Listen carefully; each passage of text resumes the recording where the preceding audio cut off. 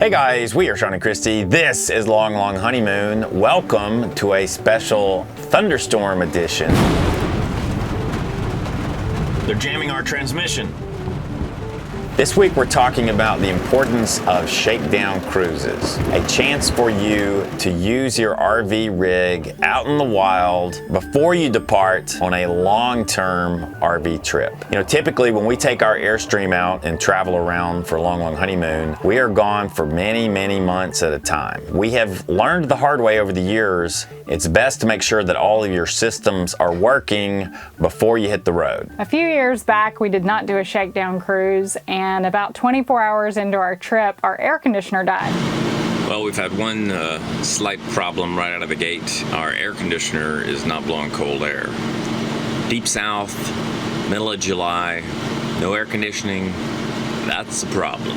So we were on a mad quest to find a dealership that had the parts that we needed, that could get the work done. A dealership, I believe in Missouri, That's right, came in clutch for us and fixed it and got us back up on the road. But we had probably 3 really hot, sweaty, miserable nights. I will never forget camping without air conditioning in 115-degree weather. I mean, literally during the day, temperatures were reaching 115 degrees. Now it cooled off to about 99 at night. It was just miserable. I don't think we slept at all. We just kind of laid in the bed and... It was an authentic vintage camping It experience. was one that I hope we never have to relive. For us, our shakedown cruise happens fairly close to home. We stay at a park that's about 20 minutes from our house. If you're lucky enough to have one that close, I recommend it, just because if you spend 2 or 3 nights there before you leave out on these months-long trips, you can really determine if you forgot something really important or if you brought something that you really don't want to lug around, and you have time to run home and dump it before you leave on your several months-long trip. For us, we're typically gone 4 to 5 months when we leave, sometimes 6 months, it just depends on the year. Discovering that you've packed something that you don't need, that's just going to take up space, but something that you don't want to just trash, is important, because then you can just swing back by your house, drop it off, and you don't have to worry about lugging it around for the next 4 or 5 months. Same thing with if you forget something really important, like a passport, you can swing back by your house, pick that up, and be good to go, and not be having that panic moment of, oh my gosh, what do I do? Packing is so much fun.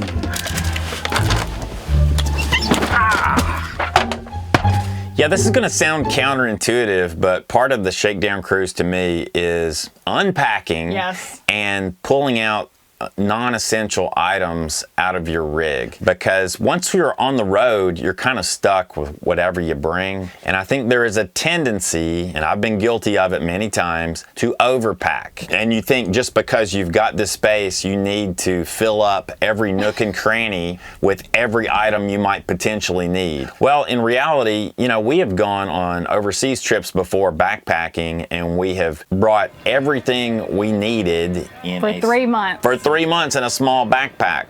So I think if you could almost get into that frame of mind, then you won't overpack. When it comes to clothing, a lot of times I think we see something and we're like, oh, there's going to be a time when I'm going to want to wear that. You know, I'm going to pack that in my bag. Well, the great thing about a shakedown cruise, I pack everything away where it's going to live, and then I kind of sit with it for those 2 or 3 days that we're in our shakedown cruise. And I really think about it like, okay, how many times am I really going to wear this? How many times is it going to be used to make it worth taking up this bit of space? And usually by the end of that 3rd day, I have taken at least, I'll say 15% of the clothing and things that I brought and packed them away in a little side basket, and that gets dropped back by our house on our way out of town, of things that, you know what, I really don't need these. You know, there's an old traveler's adage, and I'm not necessarily recommending this, but it's to pack everything you think you need and then cut it in half and take half of it away. Yeah. At least with regards to clothing. That's what a lot of overseas travelers will advise.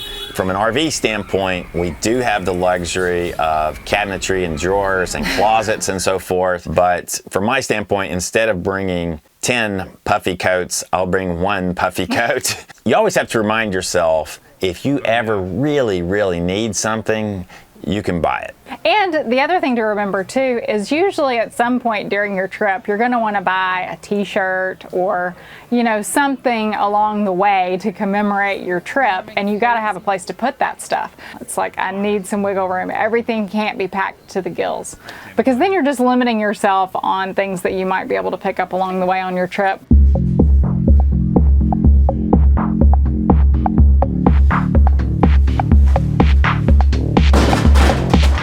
You know, as part of preparing for our really big RV journeys, we always take care of our motors and engines and so forth. For example, just changed the oil on our Champion 3100 watt generator, which is being called back into service again. And also, you may be curious about our sturdy old F-250 Seymour. Yes, Seymour is embarking on what may be his farewell tour. Yeah, but I always say, you know, the Rolling Stones went on their farewell tour in 1989. Extended. Yeah, it might get extended. The Stones are still touring. Die hard. Hopefully, this is the only dying this truck will be doing this year. But yeah, this may be Seymour's last season. To prepare for this season with Seymour, we had an entirely new brake system installed, basically new rotors and pads, and we also had 2 fresh batteries installed under the hood. The shop did one of those 89-point inspections on Seymour, looking for something wrong, and to my shock and delight, they couldn't find anything wrong with the truck. There were no leaks, all the fluid levels look normal, all systems are go. So hopefully we'll have another smooth sailing season with Seymour towing our Airstream. Now, with regard to our Airstream, of course, Christy has embarked on a number of improvement projects right before we left, some of which took a little bit longer than anticipated. Sorry about that. But we will be enjoying the results, I know, on into the future. Yeah. Notice the curtains behind us are a lovely shade of aquamarine. Like, I don't think that in this lighting you're really getting the full impact of the curtains, but trust me, it really looks a lot better. Yeah, everything was very beige before and very off-white, and you know, some people used to say that the inside of these Airstreams with these kind of billowy white curtains look like the inside of a casket, and I kind of have to agree with them. It did a little bit look like that. So it's nice to have some pops of color now so that everything isn't just so blah. So Christy also installed a new paper towel holder, which gets the paper towel off of our countertop and lifts it up. Actually, my dad helped with that, because me with a drill is sort of like iffy. Tip of the hat to Harry for helping us out with that. Yes. Well, you drilled the holes for my new paper towel holder. Yep, sure did. Thank you. You're welcome. So the good news is we have arrived at our campsite, and the paper towel holder didn't go anywhere, stayed in place. But for the paper towels,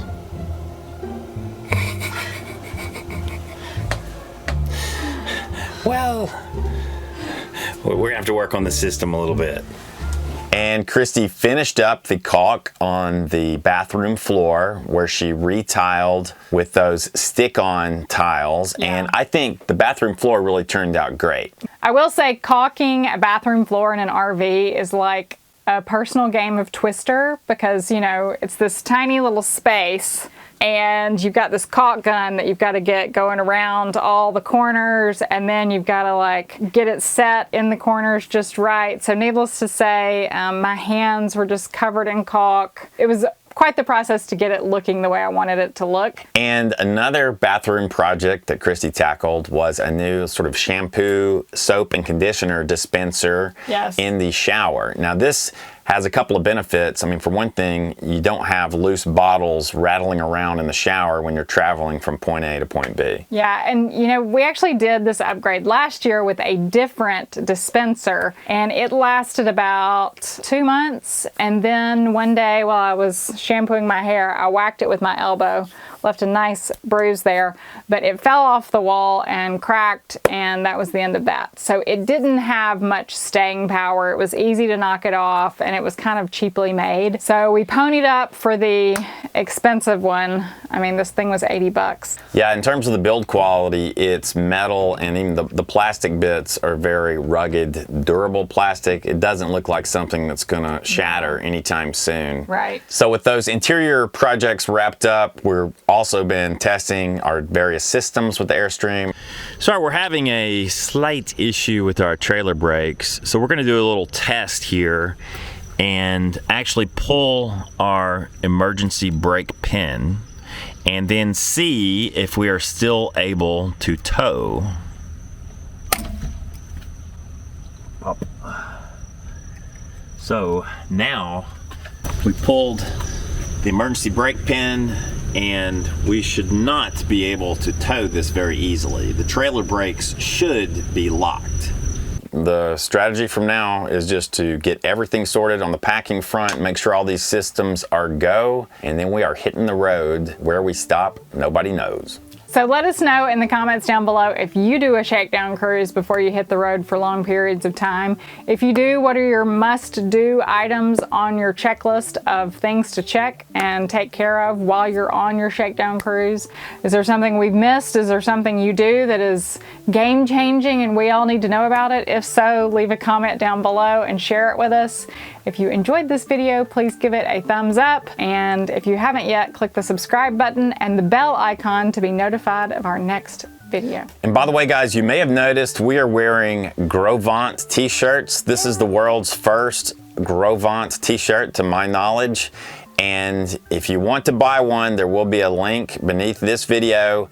Please click our links to purchase these t-shirts because already some knockoffs are appearing on Amazon. Yeah. Our shirts are $24.95. They are the highest quality premium t-shirt. It's called Bella Canvas. They're kind of soft and very comfortable to wear for long periods of time. Note that if you're not sure about your size up one size because they're a little bit form-fitting as t-shirts go.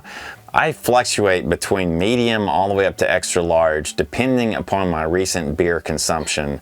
This is a large, and it fits me just fine. And this is a unisex t-shirt here. If I ordered this, I would order this in a medium. For the women's, this one is a large.